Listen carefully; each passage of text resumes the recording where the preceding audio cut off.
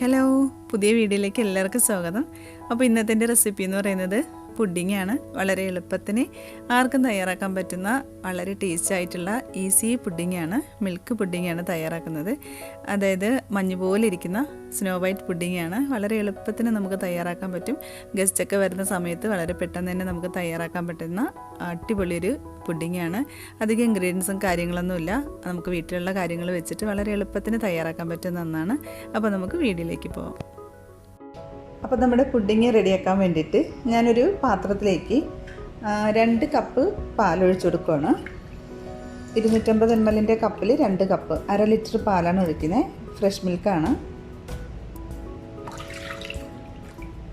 ഇപ്പം ഞാൻ സ്റ്റൗ ഓണാക്കി കൊടുത്തിട്ടില്ല. ഇതിലേക്ക് നമുക്ക് കുറച്ച് കാര്യങ്ങൾ കൊണ്ട് ചേർത്ത് കൊടുത്തിട്ട് സ്റ്റൗ ഓണാക്കി കൊടുത്താൽ മതി.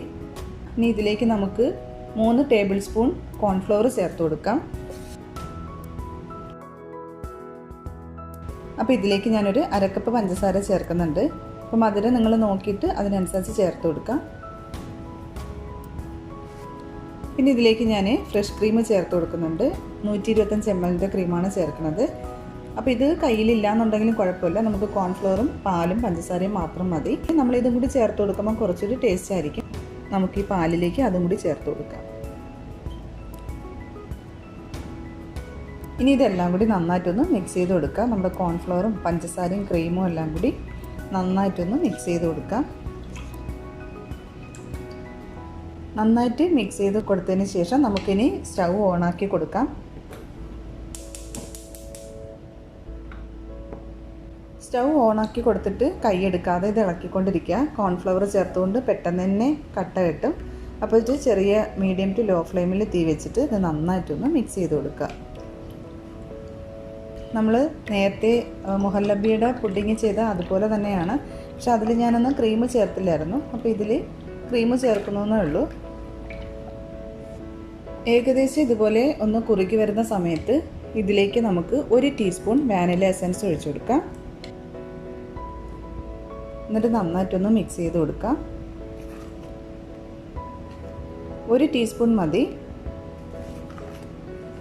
ഇപ്പം തന്നെ കുറുകി നല്ലതായിട്ട് വന്നിട്ടുണ്ട്. ഇപ്പോൾ തീ ഒരുപാട് കൂട്ടി വയ്ക്കരുത്. ചെറിയ തീ മാത്രം, ലോ ഫ്ലെയിമിൽ മാത്രം തീയിട്ടാൽ മതി. അതുപോലെ തന്നെ ഇതിലേക്ക് 1 ടീസ്പൂൺ ബട്ടറും കൂടി ചേർത്ത് കൊടുക്കാം. ബട്ടറും കൂടി ചേർത്ത് കൊടുത്തിട്ട് നന്നായിട്ടൊന്ന് മിക്സ് ചെയ്ത് കൊടുക്കാം.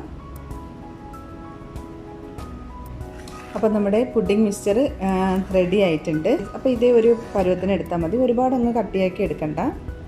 ഇനി ഇത് തണുക്കുമ്പോൾ കുറച്ചുകൂടി കട്ടിയാവും. പിന്നെ നമ്മൾ ഫ്രിഡ്ജിൽ വെച്ച് തണുപ്പിച്ചെടുക്കുമ്പം കറക്റ്റ് ടെക്സ്ചറായിട്ട് കിട്ടിക്കോളും. ഇനി സ്റ്റൗ ഓഫ് ചെയ്ത് കൊടുക്കാം. അപ്പോൾ സ്റ്റൗ ഓഫ് ചെയ്ത് കൊടുത്തിട്ടും ഒരു 2 മിനിറ്റ് ഒന്ന് ഇളക്കി കൊടുക്കുക. അല്ലെങ്കിൽ ആ ഒരു ചൂടിൽ തന്നെ പെട്ടെന്ന് കട്ടിയാവും. അപ്പോൾ ഒരു 2 മിനിറ്റ് നന്നായിട്ടൊന്ന് ഇളക്കി കൊടുക്കുക.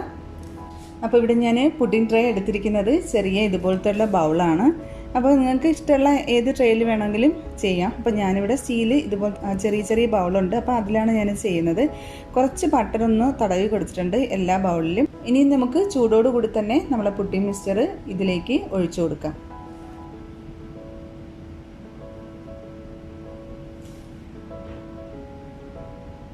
അപ്പോൾ ഇതിൽ ഫുള്ള് നിറച്ച് ഒഴിക്കേണ്ട, ഒരു ഹാഫ് വരെ ഒഴിച്ചു കൊടുത്താൽ മതി. അപ്പോൾ ഇങ്ങനെ നമ്മൾ ഒഴിച്ചെടുത്തതിന് ശേഷം ഇതൊന്ന് ചൂടാറാനായിട്ട് പുറത്ത് വയ്ക്കാം. കുറച്ചൊരു 10-15 മിനിറ്റ് ഒന്ന് പുറത്ത് വെച്ച് ചൂട് മാറിയതിന് ശേഷം നമുക്കത് ഫ്രിഡ്ജിൽ വെച്ചിട്ട് ഒരു 3 മണിക്കൂറെങ്കിലും നന്നായിട്ടൊന്ന് തണുപ്പിക്കണം. ഇപ്പോൾ പുഡിംഗ് ആകുമ്പോൾ തണുപ്പിച്ചിട്ട് കഴിക്കുന്നതാണ് കുറച്ചുകൂടി ടേസ്റ്റ് കൂടുതൽ. ഒരു 6 മണിക്കൂർ ഫ്രിഡ്ജിൽ വെക്കുകയാണെന്നുണ്ടെങ്കിൽ അത്രയും നന്നായിട്ട് നമുക്ക് പുഡിംഗ് റെഡിയാക്കി എടുക്കാൻ പറ്റും. അപ്പോൾ നന്നായിട്ട് തണുപ്പിച്ചിട്ട് നമുക്കത് സെർവ് ചെയ്യാനായിട്ട് എടുക്കാം. അപ്പോൾ നമ്മുടെ പുഡിംഗ് നന്നായിട്ട് തണുപ്പിച്ചെടുത്തിട്ടുണ്ട്. നമുക്കിനി ഈ പാത്രത്തിൽ നിന്ന് ഒന്ന് ഫ്ലിപ്പ് ചെയ്ത് കൊടുക്കാം. ജസ്റ്റ് നമുക്കൊരു സ്പൂൺ വെച്ചിട്ട് ഒന്ന് പ്രസ് ചെയ്ത് കൊടുത്താൽ മതി. പാത്രത്തിൽ നിന്ന് സൈഡിൽ നിന്നൊക്കെ ഇങ്ങനെ വിട്ട് വരും. നന്നായിട്ട് വിട്ട് വന്നിട്ടുണ്ട്. അപ്പോൾ ഞാനൊരു പാത്രത്തിലേക്ക് മാറ്റിയിട്ടുണ്ട്. ഇനി ഇതിൻ്റെ മുകളിൽ ഞാൻ കുറച്ച് ഡെസിക്കേറ്റഡ് കോക്കനട്ട് എടുത്തിട്ടുണ്ട്. ഇതൊന്ന് സ്പ്രെഡ് ചെയ്ത് കൊടുക്കണം. നമ്മുടെ പുഡിങ്ങിൻ്റെ മുകളിലേക്ക് ഈ ഡെസിക്കേറ്റഡ് കോക്കനട്ട് ഒന്ന് സ്പ്രെഡ് ചെയ്ത് കൊടുക്കാം. അതൊരു നമ്മൾ സെർവ് ചെയ്യുമ്പോൾ ജസ്റ്റ് ഒരു ഡെക്കറേറ്റ് ചെയ്യാൻ വേണ്ടിയിട്ട് മാത്രമാണ് എടുക്കുന്നത്. അപ്പോൾ ഇതൊന്നും ഇല്ലെങ്കിലും കുഴപ്പമൊന്നുമില്ല. പക്ഷേ ഇതും കൂടെയൊക്കെ വെച്ചിട്ട് പുഡിങ് റെഡിയാക്കി സെർവ് ചെയ്യുമ്പം അതിൻ്റെ ഒരു ഭംഗിയൊന്ന് വേറെയാണ്.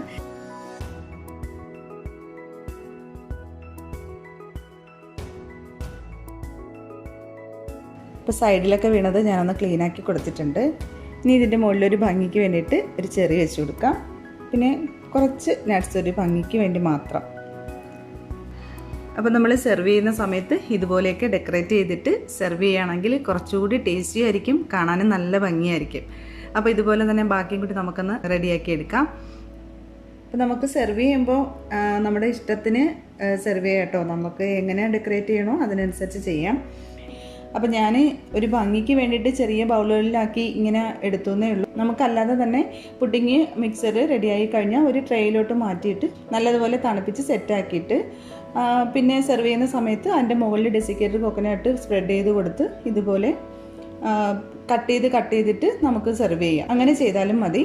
അപ്പോൾ ഇതിപ്പോൾ ഇങ്ങനെ കാണാനായിട്ടൊരു ഭംഗിയാണ്. ഇതാകുമ്പോൾ നമുക്ക് ഓരോ പീസായിട്ട് തന്നെ ഓരോരുത്തർക്ക് കൊടുക്കാനും പറ്റും. അപ്പോൾ ചെറിയ ബൗളുണ്ടെങ്കിൽ അങ്ങനെ ഒന്ന് ചെയ്ത് നോക്കാം. അപ്പോൾ തീർച്ചയായിട്ടും നിങ്ങളിത് ട്രൈ ചെയ്ത് നോക്കണം കേട്ടോ. അത്രയ്ക്ക് സിമ്പിളായിട്ടുള്ളൊരു പുഡിങ്ങാണ്. അപ്പോൾ ടേസ്റ്റിൻ്റെ കാര്യം പറയേ വേണ്ട, സൂപ്പർ ടേസ്റ്റാണ്. സിമ്പിളായിട്ട് നമുക്ക് ഉണ്ടാക്കിയെടുക്കാവുന്ന പുഡിങ്ങാണ്. അപ്പോൾ എല്ലാവരും ട്രൈ ചെയ്ത് നോക്കുക. നമുക്ക് ഗസ്റ്റൊക്കെ വരുന്ന സമയത്ത് പെട്ടെന്ന് തയ്യാറാക്കി എടുക്കാൻ പറ്റുന്ന ഒരു അടിപൊളി പുഡിങ്ങാണ്. അപ്പോൾ എല്ലാവർക്കും ഇഷ്ടമാവുമെന്ന് വിചാരിക്കുന്നു. എല്ലാവരും ട്രൈ ചെയ്ത് നോക്കുക. അപ്പോൾ വീഡിയോ ഇഷ്ടപ്പെട്ടു എന്നുണ്ടെങ്കിൽ തീർച്ചയായിട്ടും ലൈക്ക് ചെയ്യാനും ഷെയർ ചെയ്യാനും കമൻറ്റ് ചെയ്യാനൊന്നും മറക്കരുത്. അപ്പോൾ പുതിയ നല്ല ഈസി റെസിപ്പി ആയിട്ട് നമുക്ക് വീണ്ടും കാണാം. താങ്ക്